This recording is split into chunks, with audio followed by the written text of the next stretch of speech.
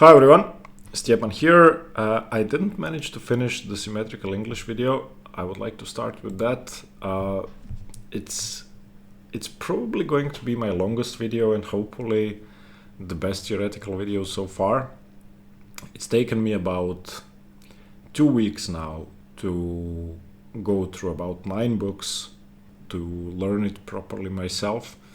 Now, there are so many setups and so many different options from both sides, for both sides, starting with like transpositions to D4 openings, whether white goes for a kingside fianchetto or not, or whether black goes for a kingside or a queenside fianchetto or plays without one. So anyway, yeah, I'm playing the same guy who I've played twice before, and he's leading me 2.5 to half. Hopefully we can remedy that. Anyway, I'm gonna need a couple more days. I assumed I was going to be able to finish it today, but as it happens with big videos and big projects, you discover something else, and then I cannot go skip over it, and I cannot do it poorly. So anyway, the symmetrical English is coming, but not today. Okay, same guy again, leading me 2.5 half. This we played last time, and I did not play A5 on time. So this time I'm going to play A5 on time. Yeah, I think he's gonna go bishop G2, bishop F5, and then he isn't going to take again. The main line is takes, takes, and queen B3, knight C6, queen B7. Okay, this move order I'm safe. He isn't on the B7 pawn. Okay, now I could go bishop E7, H6, or A5. I'm gonna go bishop E7 first, and then I'm gonna go H6, and then I'm going to castle, and then I'm gonna go A5. That's going to be my setup. He's gonna go A3, and now last time he won because there was too much pressure on my B pawn. Now the situation is different. I could go knight Bd7, or I could go bishop H7. I'm gonna go knight Bd7, and then I'm gonna go after rook E1, bishop H7, E4, then I have knight C5. Then he goes knight E5. Okay, I mean, there are many ideas in this Reti versus reverse London. Hopefully I get the better of him this time. He's beaten me twice and withdrew once, although I think I'm sure I was winning in the game that withdrew. But yeah, rook E1 is sensible, bishop C3 I think is the main move, queen C2 is sensible, rook A2 is sensible, he wants to go bishop A1 or queen A1. Okay, I'm gonna go bishop H7. He's gonna go queen A1, and I'm gonna go rook E8, bishop F8, and E5 if allowed.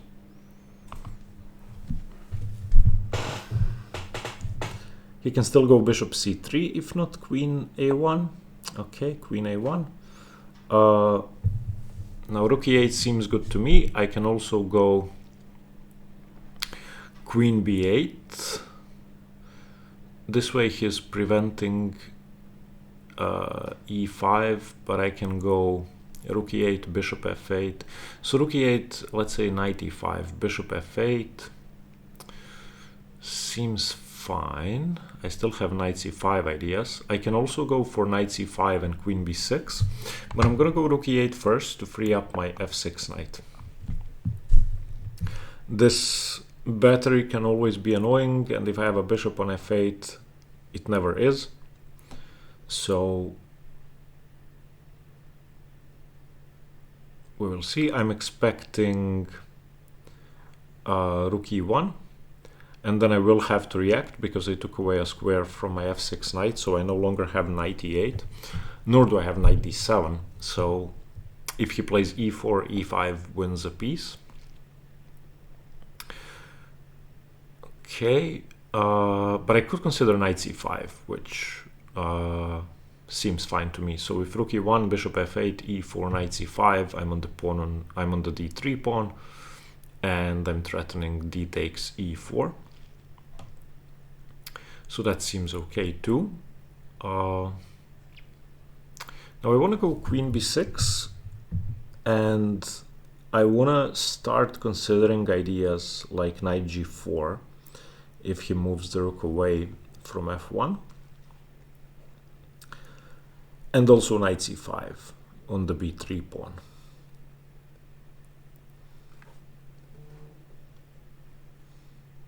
I'm going to have to be slightly careful about knight d4, knight f5.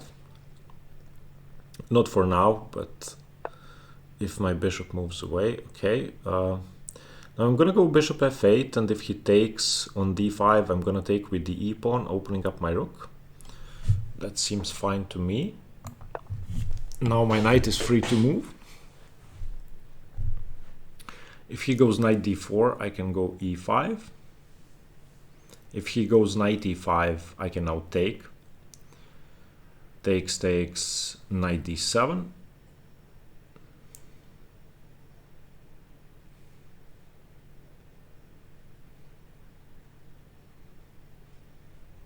I could also consider queen c7 followed by e5, but the queen on c7 is poorly placed because of cd5. And I may finally be able to play queen b6, knight g4, or queen b6, knight c5.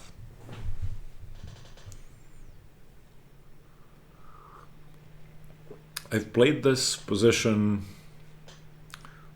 probably over 100 times with black. And then I had it with white too. So I played it many times. And I won games, I lost games. And when I did win, it was because of a premature e4 and my control over c5 and b4. If white doesn't make a mistake, then generally one of us is going to have to do something on the queen side. By one of us, that's usually black, because white doesn't have b4, although now white does have b4. So queen b6 seems reasonable, followed by knight g4. So queen b6 preventing b4. If he goes knight d4, I can still go e5. If he goes bishop d4, I can go c5. If he goes b4, I take. He takes with the pawn, I take on a2. He takes with the queen, I take on b4 with the bishop. If he goes rook b1 or something, I have c5. Then if d4, I have b6. So queen b6 seems reasonable. If he plays bishop d4, yeah, I go c5. Okay, I'm gonna go queen b6.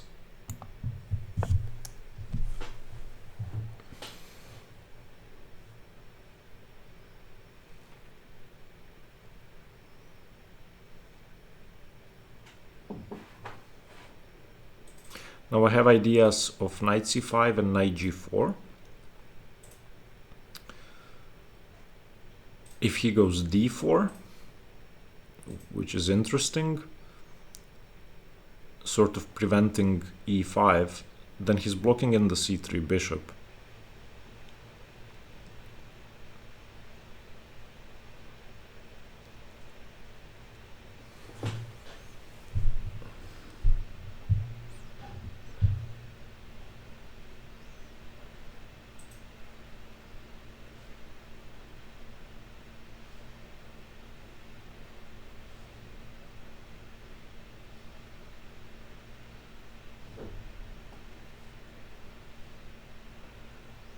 I'm pretty sure he cannot go... Okay, b4? Couldn't I just take?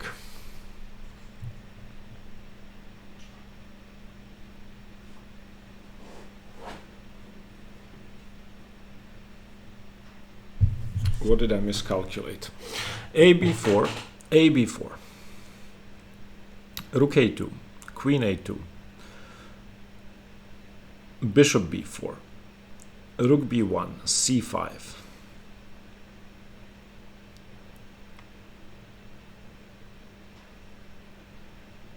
Maybe I can tie down his rook first, but then he takes on a5.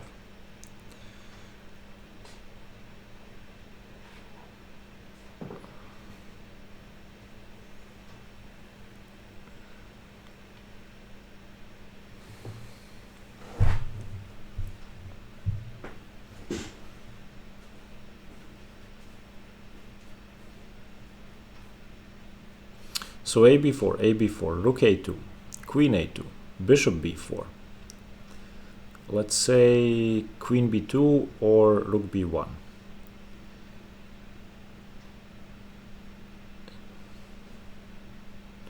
Well, if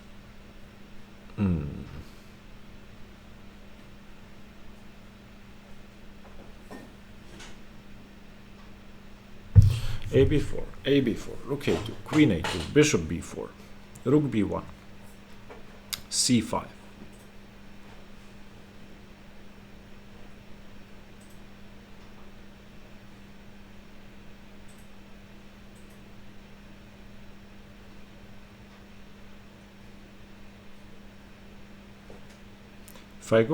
If he goes d4,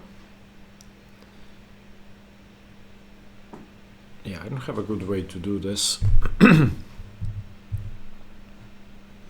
So maybe I don't take on b4.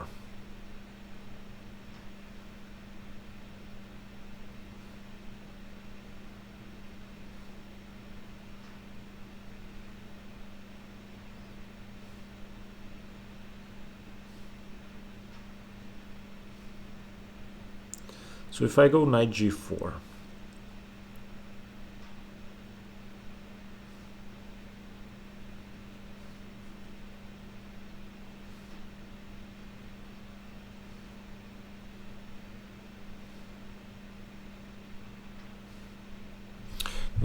what can he do? If he plays e3, I can play bishop d3. Then he takes on a5. I go, let's say, queen c7. I'm not really that scared of him taking on a5. And I'm not sure I want to open up both of his rooks, or both his rook and queen on the a file. So knight g4, if rook f1, then I take on b4. He takes with the a pawn, I take on a2, queen takes, bishop takes. If rook b1, then I have queen f2.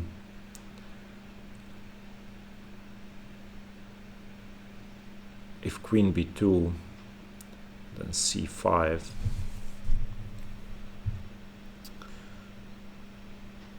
If on knight g4 he goes d4, preventing c5, then at least he doesn't have rook b1. Okay, I'm gonna go knight g4 and see what he does. I'm gonna try to use the weakness of his last move, or him playing rook c1 2 moves ago.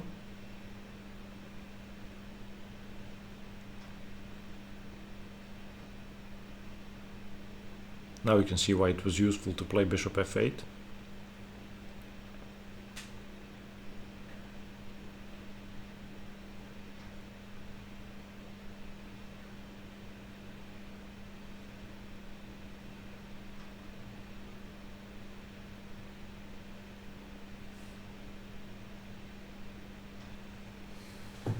I think he plays rook f1. I don't think giving up a pawn with e3 is good enough.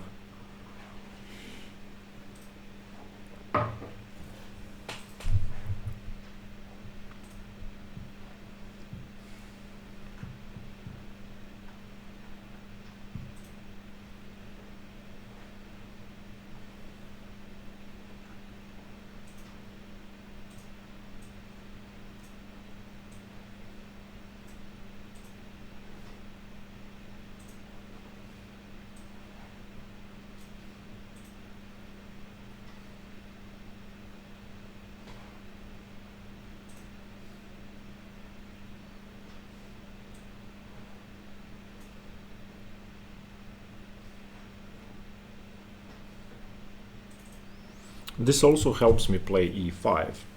So I may decide to go ab4, rook a2, queen a2, e5.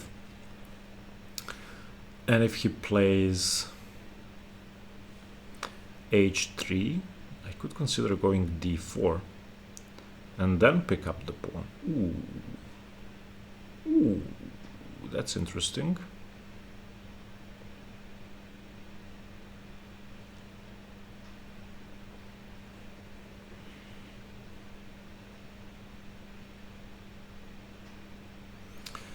When I take on b4, his queen isn't on g7, so that's a good thing. Because I take on a2 and queen a2 is forced. I'm up by a minute on the clock. That's refreshing. I think rook f1 is forced. I don't see... I mean, unless he wants to play bishop c5. But then I go d4. Sorry, unless he wants to go bishop d4, but then I go c5.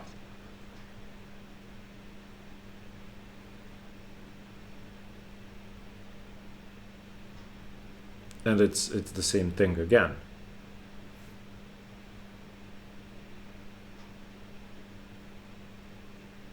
Or on bishop d4, I could even consider queen c7 and e5.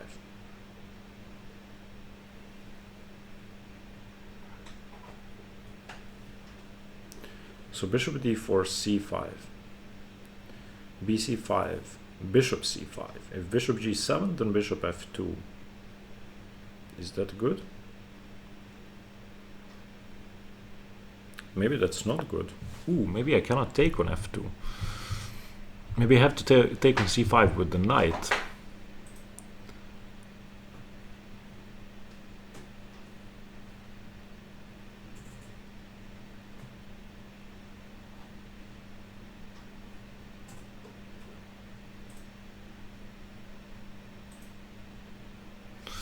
So c5, bc5, bishop c5, bishop g7, bishop f2, or maybe knight f2. No, but then he goes d4.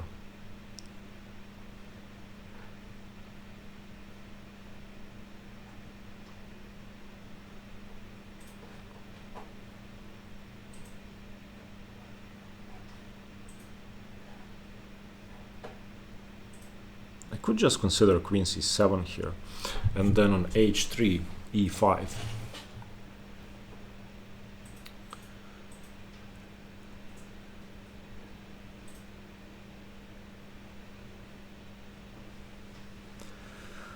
c5, bc5, knight c5. Does that work? Rook b1. No, he then has rook b1 and rook b2. So queen c7, h3, e5. If the bishop moves away, then I just drop my knight back and I have enough defenders. If he takes on g4, then I take on e5. He takes with the knight so that he doesn't lose the e2 pawn, but then I take on b4. He takes with the a pawn. I take the rook, he takes with the queen. I play bishop takes b4. So queen c7, h3, e5, hg4, ed4, knight d4.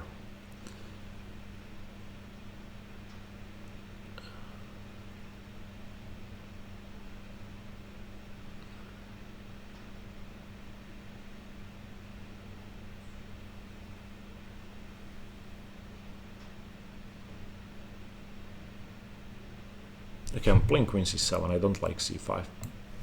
I think this is better. I think on h3 I go e5. Because now he isn't threatening to take on a5, because I just take with the rook and he's left with an isolated a pawn. Double attacked. maybe I didn't even have to go e5. Maybe I can just go knight back to f6 if he plays h3. Although I'm pretty sure I go e5. The problem with e5 is that he has cd5, and on cd5 my queen hangs.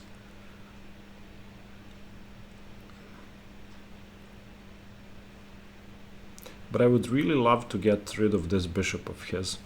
It's his best piece. It's obviously better than my bishop on f8.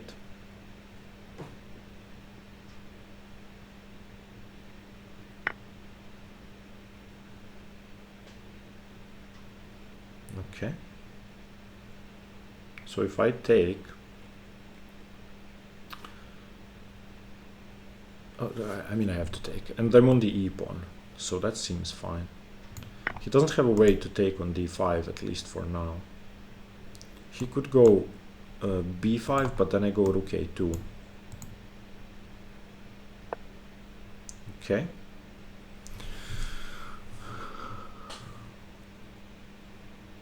Now can I go rook a2?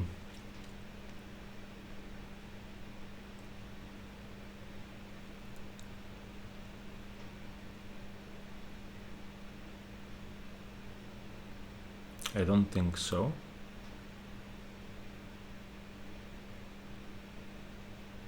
So I go knight f6 because I want to defend my d pawn. And still, if b5 rook e2, if not, then I just win one pawn. I'm on 2 pawns. What does he do to save both?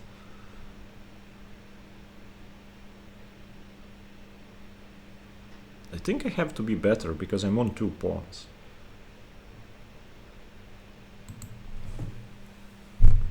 I don't see a way to save both.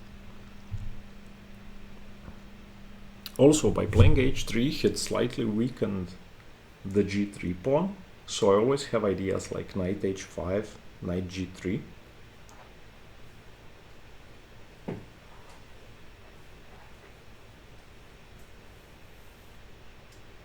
If he takes on a5, I take on e2. That's easy. I have e5 under firm control. If he goes e4, I take twice. I think I win a pawn. I'm pretty sure I win a pawn.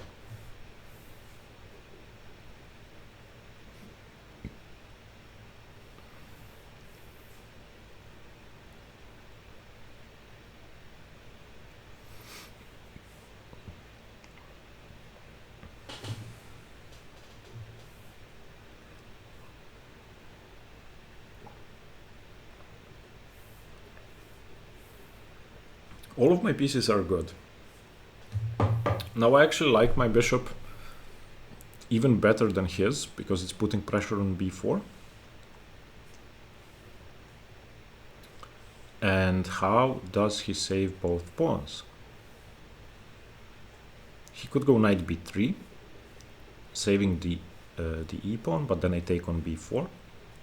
He could go b5, but then I take on e2. He could go bishop f6. I did not expect that. I just take with the knight, I think. I'm still on both pawns, and my knight defends here. Okay, so now if I take on b4, he could go knight b5 in the end. So let's see. A b4, knight b5. Can he go bishop d5? No.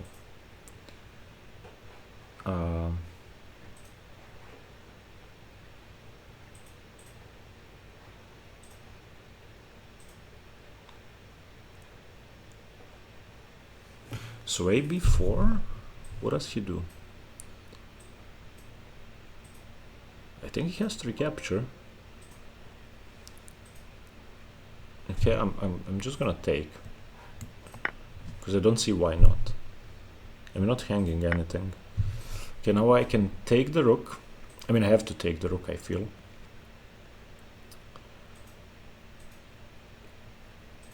And then I can take another pawn.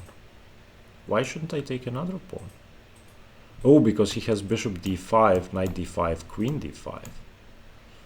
But then I take and take the knight in the end. Okay, I'm gonna take. Do I take on b4? Maybe I do. He's threatening to take the pawn on d5. So maybe I just play it safe and go queen b6. Queen b6, how does he save everything? I don't think he does. So either queen b6, queen e5, or takes on b4.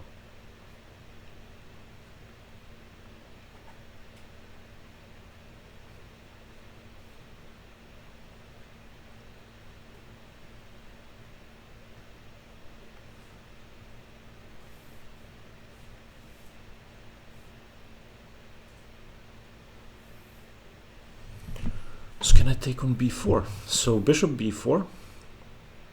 If bishop d5, knight d5, queen d5, c d5, rook c7, bishop d2, piece up. If,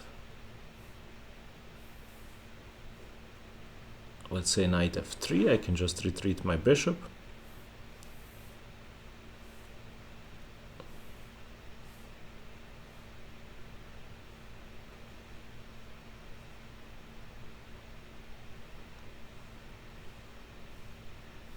Okay, I'm gonna go queen b6 because I'm on the knight and I don't think he has time to defend this that well. So I can always take the pawn later. I'm just trying to get out of this pin. Maybe I could have taken bishop b4 immediately, but I saw no reason to do that.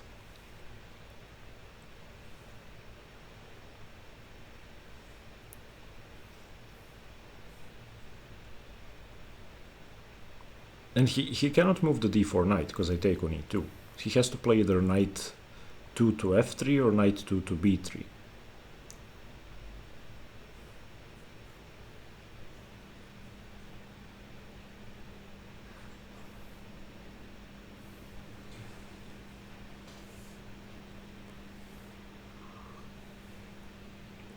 I would like to beat this guy finally. I'm up 40 seconds on the clock. And it looks like I'm gonna be a pawn up. He resigned. Okay, why did he resign? He resigned? Okay, I mean, I am much better, and I have the bishop pair, and I'm gonna be a pawn up, but this feels premature. Okay. Nice! Okay, let's analyze.